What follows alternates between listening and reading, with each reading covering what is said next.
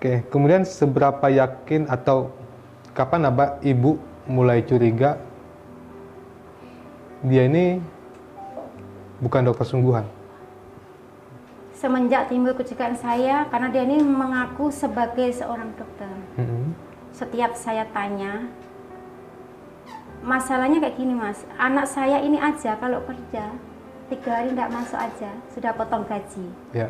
Sedangkan dia seorang dokter tidak mungkin dong meninggalkan pasien sampai berbulan-bulan. Ya. Nah itu sudah sering kali saya interogasi si pelaku itu, tapi selalu ngelak. Nah, Karena yang kita kenal dokter nggak ada yang meninggalkan kerjaan berbulan-bulan. betul. Ya. Pernah juga dibilang sama adik si korban, Mama sini kok tidak punya jakun ya, cemen, kata si adik. Ada dek kecil, itu salah satunya. Yang kedua, setiap mandi tidak pernah layaknya seperti laki-laki, pakai handuk ya, yang ke bawah, yang ke atas kan pakai kaos dalam, boleh. Tidak pernah sama sekali. Tidak pernah seperti itu? Tidak pernah sama sekali. Oke, karena sudah keluar dari kamar mandi dengan pakaian lengkap? Betul. Oke. Ibu curiga mulai ada kecurigaan di situ? Iya. Itu setelah berapa lama sih, Bu? Setelah berapa lama dari pernikahan? 2 bulan. 2 bulan? Betul. Itu yang membuat ibu akhirnya sering menginterogasi dia? Iya. Membuat dia marah sama ibu dan lari akhirnya dia ke tempat bibinya Mawar? Iya. Oke.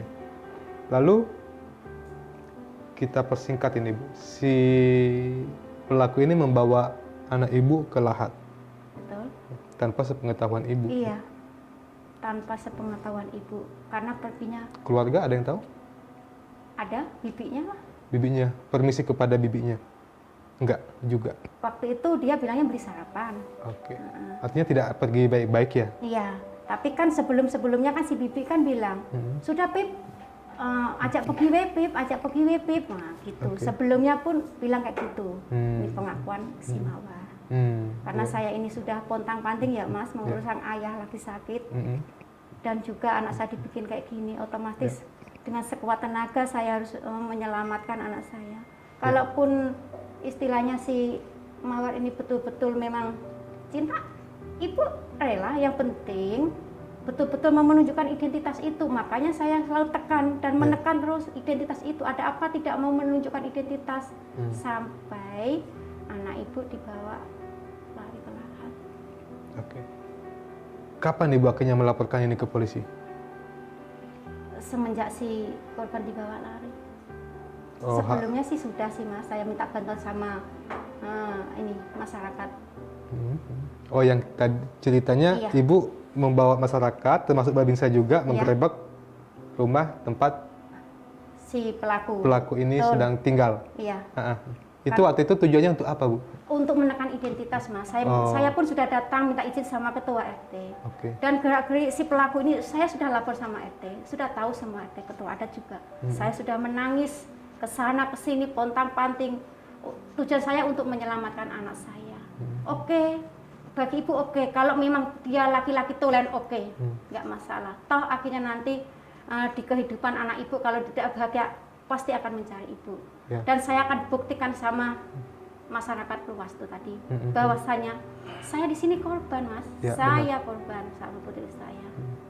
Sampai dibawa ke sana ke sini akhirnya terbukti. Sekarang sampai saat ini nyatanya si pelaku betul-betul sudah menipu identitas. Lalu ibu melaporkan kejadian itu ke polisi? Iya. Setelah dibawa kabur? Iya. Berapa lama setelah laporan ibu ini baru kemudian ada tindak lanjut untuk mencari si korban? 1 bulan. Iya. Ibu ikut ke sana?